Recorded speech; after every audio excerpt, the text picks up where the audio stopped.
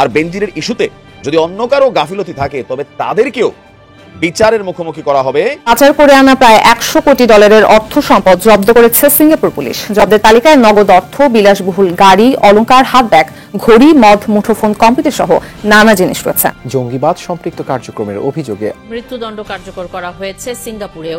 যারা বেনজিরের নতুন একটা তথ্য, এটাকে আলাদাভাবে আলোচনা করা উচিত বলে আমি সিরিয়াসলি মনে করি। সেটা হচ্ছে মার্কিন যুক্তরাষ্ট্রের জেনারেল আজিজের উপর নিষেধাজ্ঞা দেওয়ার পরে বাংলাদেশের দুর্নীতি দমন কমিশন যেন হঠাৎ করে আবার নড়ে চড়ে বসলো। তারা বলল তাই তো এইবার জেনারেল আজিজকে ধরতে হবে, তার দুর্নীতির সব খোঁজ খবর নিয়ে তাকেও শায়েস্তা করতে হবে। দর্শক, যারা বেনজির আহমেদের হেটার্স রয়েছেন তাদের জন্য একটা সুসংবাদ। এমনকি সেই সাথে যাদের মনে প্রশ্ন রয়েছে যে বেনজির আহমেদকে কি সত্যি শাস্তি দেওয়া সম্ভব, বা তাকে কি কোনোভাবে জেল জরিমানা বা তাকে কি কোনোভাবে গ্রেপ্তার করা সম্ভব, দর্শক এই প্রশ্নগুলোর উত্তর আজকের এই ভিডিওটি দেখলেই আপনারা জানতে পারবেন।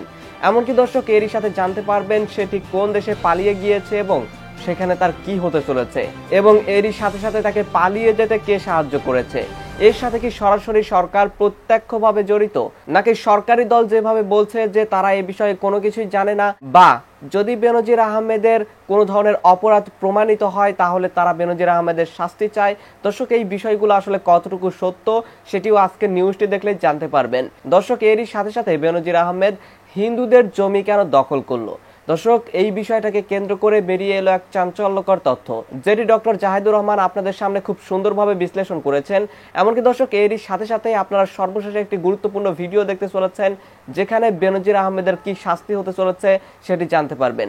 দর্শক আমি আর বেশি কথা বাড়াবো না, আপনাদের সরাসরি সবগুলো ভিডিও দেখাবো। তবে তার আগে বলি, যারা এখনো চ্যানেলটি সাবস্ক্রাইব করেননি সকলে চ্যানেলটি সাবস্ক্রাইব করে পাশে থাকা বেল আইকনটি বাজিয়ে দিবেন, আর যারা ইতিমধ্যেই সাবস্ক্রাইব করে রেখেছেন তাদের সকলকে অসংখ্য ধন্যবাদ।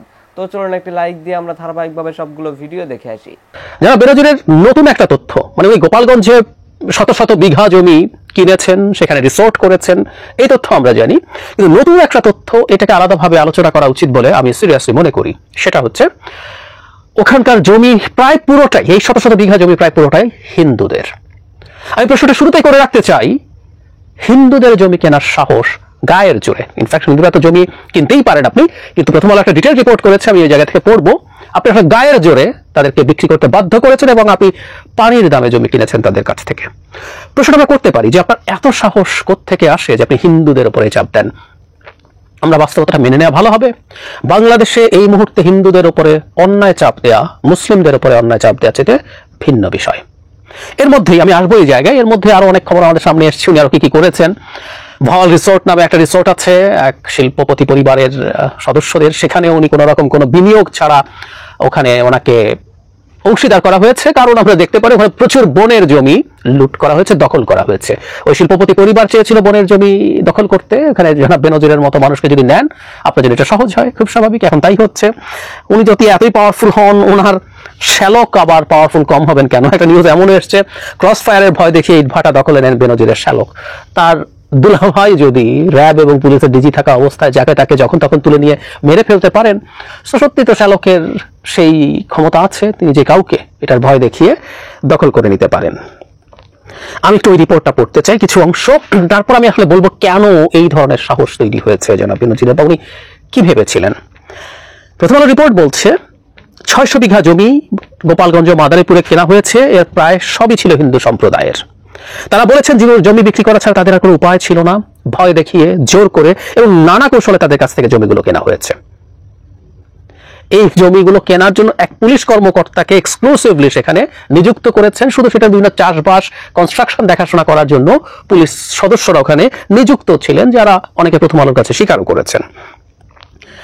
জমি বিক্রেতাদের একজন মাদারীপুরের রাজৈর উপজেলার বড়খেলার সরস্বতী রায়ের কাছে জানতে চাওয়া যে তিনি কেন জমি বিক্রি করেছিলেন। তিনি বলছেন, কত কষ্ট কইরা সুদে টাহারিয়া জমিটুক 31% কিনছিলাম, হে জমিটুক দিয়ে আসা লাগছে।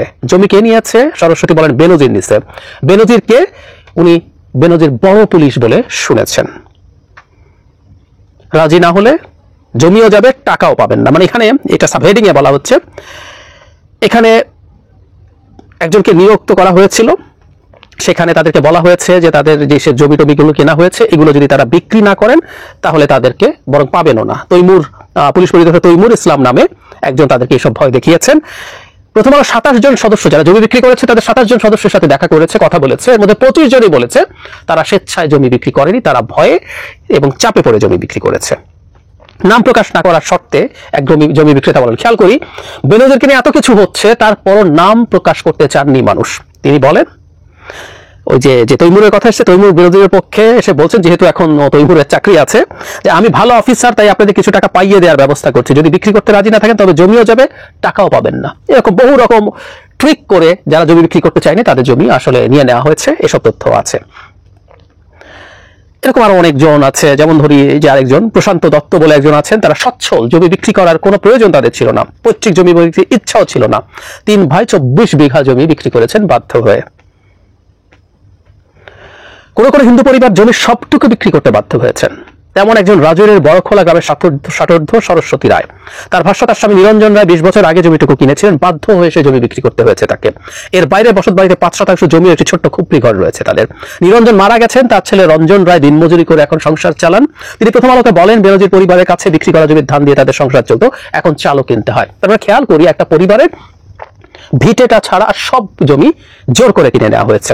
এই ধরনের জমি যখন কিনে নেওয়া হচ্ছে, কোথায় কিনে নেওয়া হচ্ছে মাথায় রাখতে হবে, গোপালগঞ্জে আর মাদারীপুরে, মূলত গোপালগঞ্জে কেনা হয়েছে। এই অভিযোগের ব্যাপারে হিন্দু বৌদ্ধ খ্রিস্টান ঐক্য পরিষদ একটা আছে, তাদের রানা দাশগুপ্তর সাথে যখন কথা হলো তিনি বলেন হুমকি, হয়রানি ও মামলায় 3টি পদ্ধতিতে সংখ্যালঘুদের জমি নিয়ে নেওয়া হয়। গোপালগঞ্জে বেনজির আহমেদ একই ঘটনা ঘটিয়েছেন বলে তারা শুনেছেন, এটি তারা সরজমিনে তদন্ত করে দেখবেন। মানে বেনজির হিন্দু সম্প্রদায়ের মানুষের উপরে এইভাবে কাজ করছেন, এইভাবে নিপীড়ন করছেন, সেটা এই যে সংগঠনটা আছে, অনেক সমালোচনা আছে তাদের নিয়ে, আমি তারপর আপাতত ওই আলোচনায় ঢুকছি না। তারা জানতেন না এবং তারা এখন শুনেছেন, তারা খোঁজ খবর নেবেন বলে বলছেন। কেন? যদি আমি সবসময় একটা কথা বলি, সংখ্যালঘুরা, এই যে হিন্দুরা এই রাষ্ট্রের নাগরিক, এই রাষ্ট্রই তাদেরকে পূর্ণাঙ্গ একেবারে সম্পূর্ণ নিরাপত্তা দিতে হবে, যে কারো সমান নিরাপত্তা পাওয়ার, অধিকার পাওয়ার যে কোনো রকম অধিকার তাদের আছে, কিন্তু এগুলো করা হয়নি। এখানে আরো অনেক তথ্য, কিভাবে মৃতকে জীবিত দেখিয়ে নিয়েছে, কিভাবে একজন ভাইকে দিয়ে অন্যদের সম্পত্তি লিখে নানান কাহিনী। ইটস এ হিউজ স্টোরি, আপনারা যে রাখতে আগ্রহী হলে পড়ে নেবেন। আমার প্রশ্নটা যেটা করেছিলাম সেই জায়গায় আসি। বাংলাদেশে হিন্দুদের উপরে অত্যাচার করা এই সময় Israeli very risky to some extent. ভারতে যে সরকারটা ক্ষমতায় আছে, এই সরকারটাকে আমরা সমালোচনা করতে পারি, সমালোচনা করা উচিত, কিন্তু এই সরকারটা হিন্দুদের সারা পৃথিবীর হিন্দুদের কাস্টাডিয়ান হয়ে উঠেছে। অখানিকটা ইসরায়েল যেমন সব ইহুদিদের কাস্টাডিয়ান, এইরকম একটা কাস্টাডিয়ানের ভাব তার মধ্যে আছে, সত্যিই আছে। তাদের সিটিজেনশিপ অ্যামেন্ডমেন্ট যে অ্যাক্ট হয়েছে, তাতে এই সাবকন্টিনেন্ট থেকে যারা ভারতে গেছেন একটা স্পেসিফিক কাট অফ ডেটের আগে, সেই ডেটে গিয়ে তারা খুব ক্লিয়ারলি বলেছেন ওখানে যে ওই আইনে আছে যে আপনি একটা নির্দিষ্ট ডেটের আগে যদি যান এবং আপনি যদি মুসলিম না হন, তাহলে আপনি ভারতের নাগরিকত্ব পাওয়ার উপযোগী, পাওয়ার জন্য যোগ্য।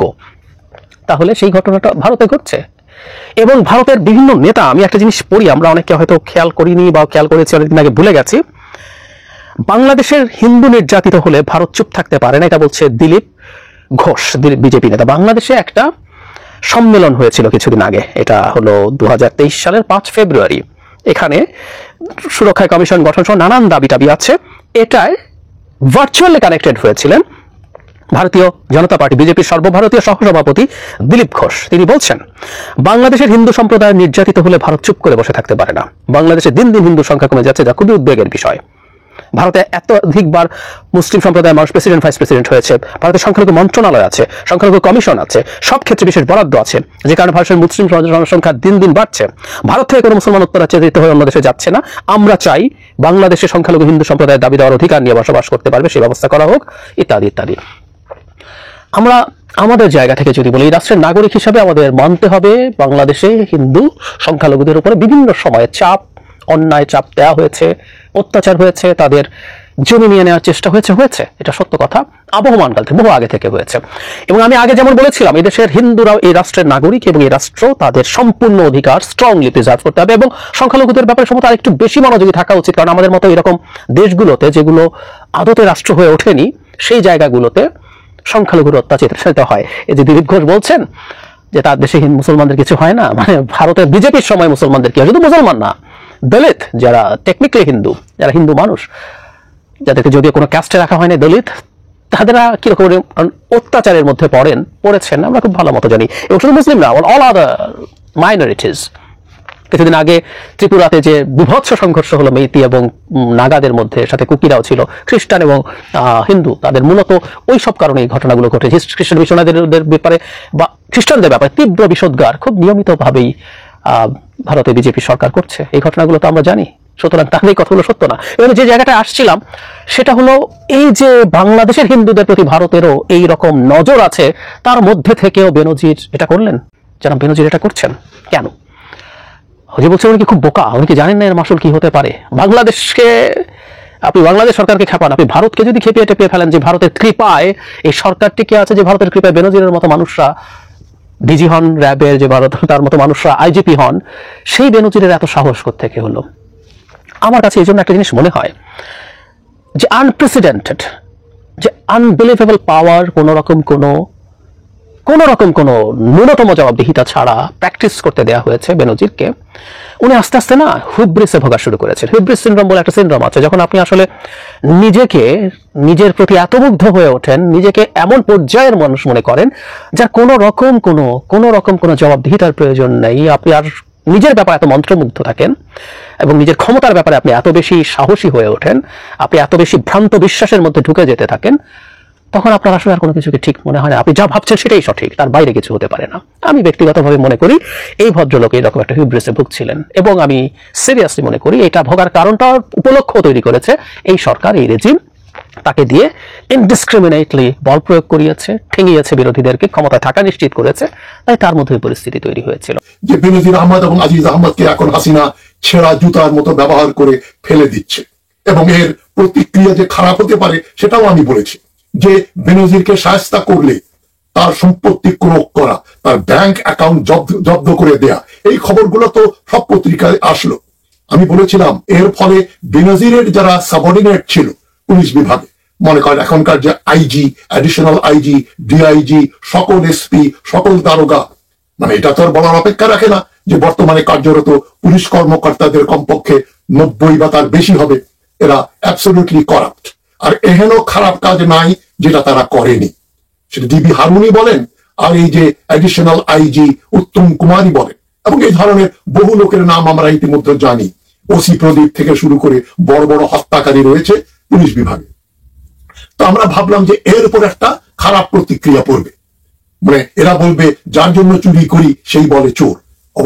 অবসর গ্রহণের পরে আমাদেরকেও তো বেনজিরের মতো করবে। আমার খুব খটকা লেগেছিল, তবুও আমি মনে করলাম হাসিনা বোধহয় একটা গ্যাম্বল করছে মার্কিন যুক্তরাষ্ট্রকে খুশি করার জন্য। যে বেনজিরের বিরুদ্ধে স্যাংশন রয়েছে, সেই বেনজিরকে হাসিনা 2021-এর পরে 2022 সালে জাতিসংঘে একটা তথাকথিত পুলিশ কনফারেন্স ইত্যাদিতে অংশগ্রহণের জন্য তার স্যাংশন থাকা সত্ত্বেও তাকে বাঁকা পথে আমেরিকায় পাঠিয়ে দিল। সেও মহাদর্পে নিউ ইয়র্কে গিয়ে জাতিসংঘের আশেপাশে ঘোরাঘুরি করলো, কাজ কি করলো জানি না, সে সদর্পে নিউ ইয়র্ক থেকে ফিরে আসলো।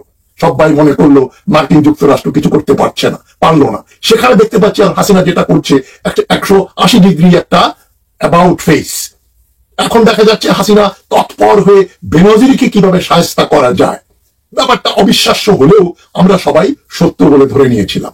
কিন্তু কালকে যখন আমরা খবরে দেখলাম যে বেনজির সিঙ্গাপুর হয়ে দুবাইতে চলে গেছে অথবা সিঙ্গাপুরেই আছে, সেই মে মাসের 4 তারিখে সপরিবারে সিঙ্গাপুর চলে গেছে, এবং তার ব্যাংকের খবর পাওয়া গেল ব্যাংকগুলো থেকে তার যত টাকা ছিল কয়েক শত কোটি টাকা, সেগুলো সে তুলে দেশের বাইরে চলে গেল।